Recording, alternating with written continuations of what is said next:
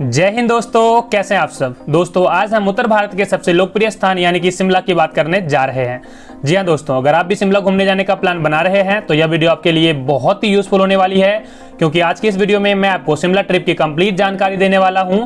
जैसे कि आपको अपने घर से शिमला पहुंचना कैसे है, शिमला घूमने का प्लान आपको कब और कितने दिन का बनाना चाहिए, शिमला में घूमने के दौरान आपको होटल कहां पे लेने हैं, आपको सस्ते होटल कहां मिलेंगे, वहां पे खाने पीने की क्या व्यवस्था है, शिमला में आपको घूमना कहां है और इन जगहों को घूमने के लिए आपका साधन क्या होने वाला है, और अंत में हम यह भी जानेंगे कि एक व्यक्ति या फिर एक कपल का शिमला घूमने में कुल खर्चा कितना आने वाला है। दोस्तों बने रहिए आप मेरे साथ, मैं क्या करके आपको सारी जानकारी दूंगा, जिससे आपका शिमला ट्रिप काफी आसान हो जाएगी, साथ ही साथ आपका खर्चा भी बहुत कम आएगा। तो चलिए शुरुआत करते हैं। सबसे पहले बात आती है दोस्तों कि आपको अपने घर से शिमला पहुंचना कैसे है। दोस्तों शिमला पहुंचने के लिए आपके पास 3 ऑप्शन उपलब्ध है। अगर मैं पहले ऑप्शन की बात करूं तो वह है आपका बाय ट्रेन। दोस्तों अगर आप बाय ट्रेन शिमला आना चाहते हैं तो आपके पास 2 रूट है, जिसमें से पहला है कालका रेलवे स्टेशन एंड दूसरा है चंडीगढ़ रेलवे स्टेशन। दोस्तों कालका रेलवे स्टेशन से शिमला की जो दूरी है वो मात्र 96 किलोमीटर है। तो अपने घर से आप चेक कर लीजिए, अगर आपके घर के नियरेस्ट रेलवे स्टेशन से कालका रेलवे स्टेशन के लिए ट्रेन उपलब्ध है तो आप ट्रेन लेके डायरेक्ट कालका रेलवे स्टेशन पहुंच सकते हैं। दोस्तों कालका रेलवे स्टेशन पहुंचने के बाद यहां से शिमला पहुंचने के लिए आपको टॉय ट्रेन का ऑप्शन मिल जाएगा। उस टॉय ट्रेन के जरिए आप 4 से 5 घंटे में कालका से शिमला रेलवे स्टेशन तक पहुंच सकते हैं। मगर दोस्तों इस ट्रेन की जो बुकिंग है वो आपको 1 महीने पहले करानी होगी। अगर आप कालका से शिमला बाय टॉय ट्रेन जाना चाहते हैं तो 30 दिन पहले आपको इसकी बुकिंग करानी होगी। IRCTC की वेबसाइट पे जाके 30 दिन पहले आप यहां से बुकिंग करा सकते हैं। वहीं दोस्तों अगर आपके घर से कालका रेलवे स्टेशन के लिए डायरेक्ट ट्रेन उपलब्ध नहीं है तो आप आ सकते हैं चंडीगढ़ रेलवे स्टेशन, और चंडीगढ़ रेलवे स्टेशन पहुंचने के बाद यहां से आप बड़ी आसानी से शिमला पहुंच सकते हैं।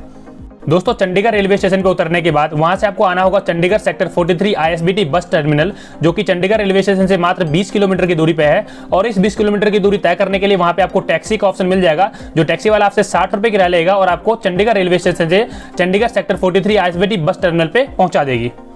चंडीगढ़ बस टर्मिनल पर पहुंचने के बाद दोस्तों वहां से आपको शिमला के लिए डायरेक्ट 300 रुपए से 400 रुपए में बस मिल जाएगी, जिसके जरिए चंडीगढ़ से आप शिमला बड़ी आसानी से 3 से 4 घंटे में पहुंच सकते हैं। वहीं दोस्तों अगर आपके घर से कालका रेलवे स्टेशन और चंडीगढ़ रेलवे स्टेशन दोनों में से कहीं के लिए भी ट्रेन उपलब्ध नहीं है तो आप आ सकते हैं दिल्ली, और दिल्ली में आने के बाद यहां से आपको कश्मीरी गेट बस टर्मिनल पे जाके वहां से आपको डायरेक्ट शिमला के लिए बस मिल जाएगी, जो 7 से 8 घंटे में आपको शिमला वहां से आसानी से पहुंचा देगी।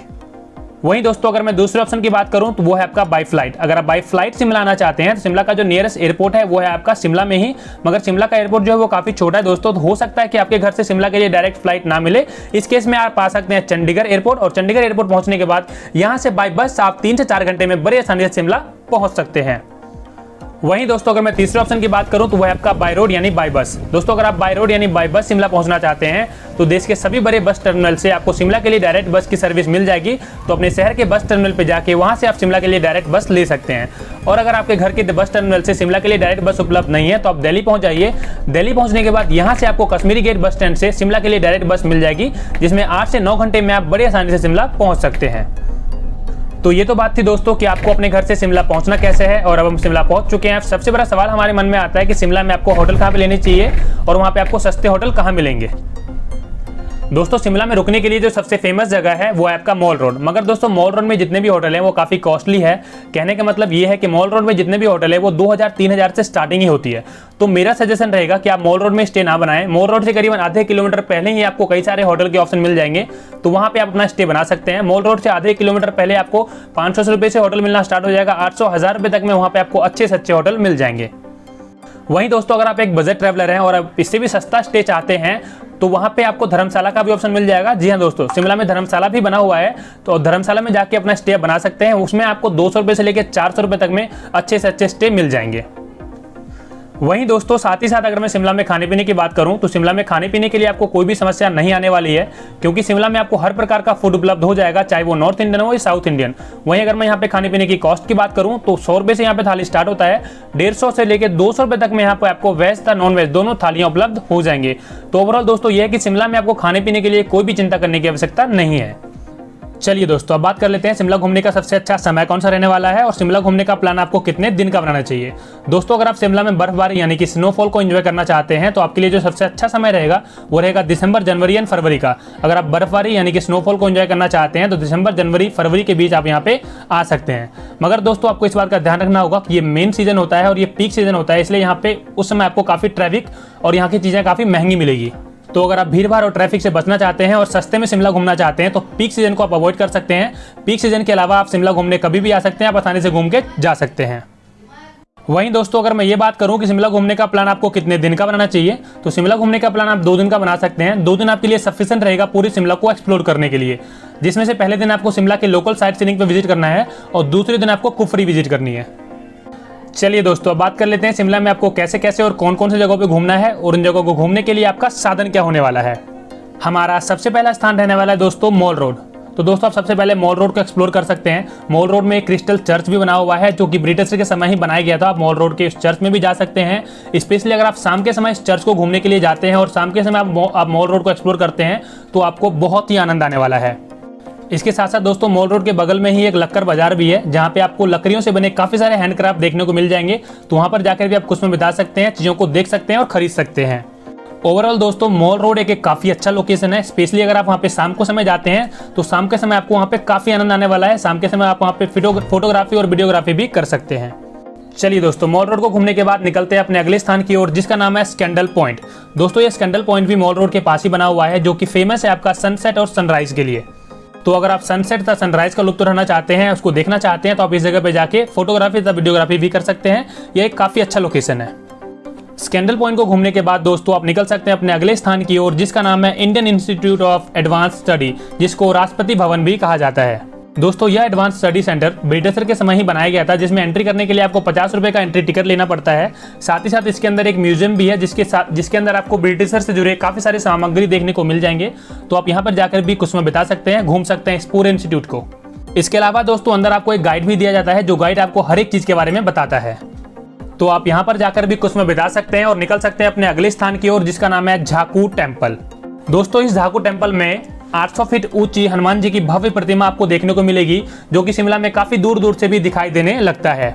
दोस्तों इस झाकू टेम्पल तक पहुंचने के लिए आपको 10 मिनट की चढ़ाई करनी पड़ती है। अगर आप चढ़ाई नहीं करना चाहते हैं तो आपको वहाँ पे रोपवे का भी ऑप्शन मिल जाएगा। उस रोपवे के जरिए इस मंदिर तक आप पहुंच सकते हैं, हनुमान जी का दर्शन कर सकते हैं, वहाँ पे कुछ समय बिता सकते हैं। झाकू टेम्पल में कुछ समय बिताने के बाद दोस्तों आप निकल सकते हैं अपने अगले स्थान की ओर जिसका नाम है वैक्स म्यूजियम। दोस्तों अगर आप अपने चहेते सुपरस्टार का स्टैचू देखना चाहते हैं तो यह जगह आपके लिए परफेक्ट होने वाली है। यहाँ पे आपको आपके चहेते सुपरस्टार का मोम से बना काफी सारे स्टैचू देखने को मिल जाएंगे। तो यहाँ पर जाकर भी आप कुछ समय बिता सकते हैं, फोटोग्राफी कर सकते हैं, वीडियोग्राफी कर सकते हैं, जिसकी एंट्री फी मात्र 200 रुपए है। तो ये सारे शिमला के लोकल टूरिस्ट प्लेस है दोस्तों जिसे आप अपने डे 1 में कवर कर सकते हैं और अगले दिन आपको निकलना है वहां से कुफरी के लिए। दोस्तों अगर आप मेन सीजन यानी कि नवंबर, दिसंबर, जनवरी में शिमला आ रहे हैं तो कुफरी को आपको जरूर कवर करना है अगर आप बर्फबारी और स्नोफॉल को एंजॉय करना चाहते हैं तो। दोस्तों शिमला से जो कुफरी की दूरी है वो मात्र 15 किलोमीटर की है और इस 15 किलोमीटर की दूरी तय करने के लिए आपको वहां पे टैक्सी या बस की सुविधा मिल जाएगी। कुफरी पहुंच के दोस्तों आप स्नोफॉल का आनंद ले सकते हैं। इसके अलावा आप वहां पे कई सारे स्पोर्ट्स एक्टिविटी में भी शामिल हो सकते हैं जैसे हॉर्स राइडिंग, याक राइडिंग, स्केटिंग इत्यादि। इसके अलावा दोस्तों आप वहां पे जा सकते हैं हिमालयन नेचर पार्क में। दोस्तों इस हिमालयन नेचर पार्क में आपको जंगली तथा पालतू कई सारे जानवर तथा पक्षी देखने को मिल जाएंगे। तो यहाँ पर जाकर भी आप कुछ समय बिता सकते हैं, आप वहाँ पे फोटोग्राफी तथा वीडियोग्राफी कर सकते हैं। मगर आपको एक बात का ध्यान रखना है दोस्तों, मंगलवार के दिन यह पार्क बंद रहता है। हिमालयन नेचर पार्क में घूमने के बाद दोस्तों आप निकल सकते हैं अपने अगले स्थान की ओर जिसका नाम है कुफरी फन वर्ल्ड। दोस्तों इस फन वर्ल्ड में काफी सारे एडवेंचर एक्टिविटी होती है जिसकी वेबसाइट का लिंक मैंने आपको डिस्क्रिप्शन में दे दिया है। वहाँ पे जाकर आप इसकी प्राइस चेक कर सकते हैं कि यहाँ पे कौन कौन सी एक्टिविटी कराई जाती है। तो ये सारे शिमला के मेन टूरिस्ट अट्रैक्शन पॉइंट है दोस्तों जिसे आप अपने शिमला ट्रिप के दौरान कवर कर सकते हैं। इसके अलावा सेकंड डे शाम को अगर आपके पास समय बचता है तो आप वहाँ पे ग्रीन वैली और महासू पीक कुफरी को भी इंजॉय कर सकते हैं, वहाँ भी आप विजिट कर सकते हैं। चलिए दोस्तों अब बात कर लेते हैं इन सारे जगहों को घूमने के लिए आपका साधन क्या होने वाला है। दोस्तों इन सारी जगहों को घूमने के लिए आपके पास 2 ऑप्शन है। वहाँ पे आपको लोकल बस की सर्विस मिल जाएगी और टैक्सी की सुविधा भी वहाँ पे उपलब्ध है। तो अब इन दोनों में से किसी का भी चयन करके पूरे शिमला को आसानी से एक्सप्लोर कर सकते हैं। चलिए दोस्तों अब बात कर लेते हैं शिमला घूमने में एक व्यक्ति या फिर एक कपल का कुल खर्चा कितना आने वाला है। दोस्तों अगर आप शिमला घूमने का प्लान 2 दिन का बनाते हैं तो 5,000 रुपये आपके लिए सफिशिएंट रहेगा। 5,000 रुपये में 2 दिन तक पूरी शिमला को आप बड़े आसानी से एक्सप्लोर कर सकते हैं। वहीं अगर आप कपल के साथ जा रहे हैं तो 8 से 10,000 रुपये आपके लिए सफिशिएंट रहेगा। 8 से 10,000 रुपये में 2 व्यक्ति पूरे शिमला को 2 दिन तक बड़ी आसानी से एक्सप्लोर कर सकता है। मगर ध्यान रहे दोस्तों, तो मैंने किसी प्रकार का आपका आने जाने का ट्रेन या फिर फ्लाइट के टिकट का कॉस्ट इंक्लूड नहीं किया है। तो ये थी दोस्तों शिमला ट्रिप की कंप्लीट जानकारी। इसके अलावा अगर आप कुछ भी जानना चाहते हैं आप मुझे कमेंट करके पूछ सकते हैं, मैं डेफिनेटली रिप्लाई करूंगा। इसी के साथ इस वीडियो को अंत करते हैं, और अगर अभी तक आपने अपने चैनल यात्री मास्टर को सब्सक्राइब नहीं किया है तो प्लीज इसे भी सब्सक्राइब कर लीजिए, ताकि मैं हमेशा इसी तरह का वीडियो आपके लिए लाता रहूं। जय हिंद दोस्तों।